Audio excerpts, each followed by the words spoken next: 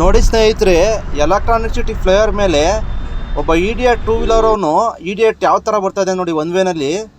ಇಲ್ಲಿ ಫ್ಲೈಓವರ್ ಮೇಲೆ ಮೊದಲೇ ಜಾಗ ಕಮ್ಮಿ ಇದೆ, 2 ಕಾರ್ ಹೋಗ್ಬೋದಷ್ಟೇ. ಪಕ್ಕದಲ್ಲಿ ಒಂದು ಬೈಕ್ ಹೋಗೋಕ್ಕೂ ಸಪ್ರೇಟ್ ಲೈನ್ ಬಿಟ್ಟಿಲ್ಲ.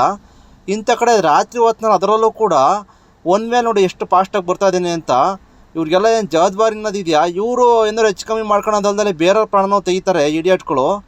ಇಂಥವ್ರ ಬಗ್ಗೆ ಪೊಲೀಸ್ನವ್ರುಗಳು ಇವ್ರಿಗೆಲ್ಲ ಸರಿಯಾಗಿ ಬುದ್ಧಿ ಕಲಿಸ್ಬೇಕು.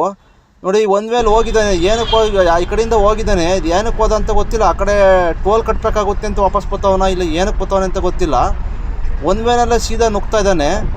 ಈ ಮೊದಲೇ ಯಾರೂ ಇದನ್ನ ಎಕ್ಸ್ಪೆಕ್ಟೇಷನ್ನೇ ಮಾಡೋಕ್ಕಾಗಲ್ಲ. ನಾವು ಯಾರಿಗೆ ತಾನೇ ಎಕ್ಸ್ಪೆಕ್ಟೇಷನ್ ಮಾಡಿರ್ತೀವಲ್ಲ, ಹಿಂಗೆ ಒನ್ ವೇಲಿ ನುಗ್ತಾರಂತ ಯಾರಿಗೂ ಗೊತ್ತಿರೋಲ್ಲ.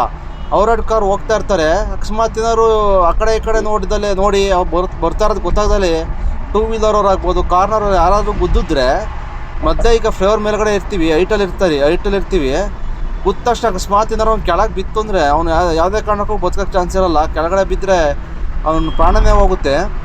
ಅಂಥದ್ರಲ್ಲೂ ಇವರು ಒನ್ ವೇಲಿ ಈ ಥರ ನುಗ್ತಾ ಇದ್ದಾನೆ. ಈ ಥರ ಇಡಿಯಟ್ಗಳು ಇವ್ರಿಗೆಲ್ಲ ಏನು ಬುದ್ಧಿ ಇದೆಯೇನೋ ಇಲ್ವೋ ಗೊತ್ತಿಲ್ಲ. ಇದು ಏನಕ್ಕೆ ಈ ಥರ ಒನ್ ವೇಲಿ ಬರ್ತಾ ಇದ್ದಾನೆ ಅಂತಲೇ ಗೊತ್ತಾಗ್ತಾ ಇಲ್ಲ. ಏನು ಟೋಲ್ ಕಟ್ಟಬೇಕಾಗುತ್ತೆ 30 ರೂಪಾಯಿ ಅಂತ ಹಿಂಗೆ ಬರ್ತಾ ಇದ್ದಾನೋ, ಇಲ್ಲ ಏನಕ್ಕೆ ಬರ್ತಾ ಇದ್ದಾನೆ ಅಂತಲೇ ಗೊತ್ತಾಗ್ತಿಲ್ಲ. ದಯವಿಟ್ಟು ಈ ಥರ ತಪ್ಪನ್ನ ಯಾರೂ ಮಾಡೋಕ್ಕೆ ಹೋಗ್ಬೇಡಿ. ನೀವು ಇದಾಗೋದಲ್ದರೆ ಅಕಸ್ಮಾತ್ ಏನಾದ್ರು ಬೈಕ್ನವ್ರು ಕೂತ್ಕೊಂಡು ಬೈಕ್ನವ್ರು ಈ ಕಡೆಯಿಂದ ಕರೆಕ್ಟಾಗಿ ಹೋಗ್ತಿದ್ರು ಗೊತ್ತಿತ್ತು ಅಂದ್ರೆ ಕೆಳಗಡೆ ಬಿತ್ತು ಅಂದರೆ ಅವ್ರ ಪ್ರಾಣನೂ ಹೋಗುತ್ತೆ. ಅಕಸ್ಮಾತ್ ಏನಾದ್ರು ಕಾರ್ನವ್ರು ಗೊತ್ತು ಅಂದರೆ ಅವ್ನು ಬಂದು ಕೂತ್ಕೊಂಡ್ರು ಕೂಡ ಕಾರ್ನರ್ಗೆ ಹೋಗೋ ರಿಸ್ಕೇ. ಆದ್ದರಿಂದ ದಯವಿಟ್ಟು ಈ ಥರ ತಪ್ಪನ್ನ ಯಾರೂ ಕೂಡ ಮಾಡೋಕ್ಕೆ ಹೋಗ್ಬೇಡಿ.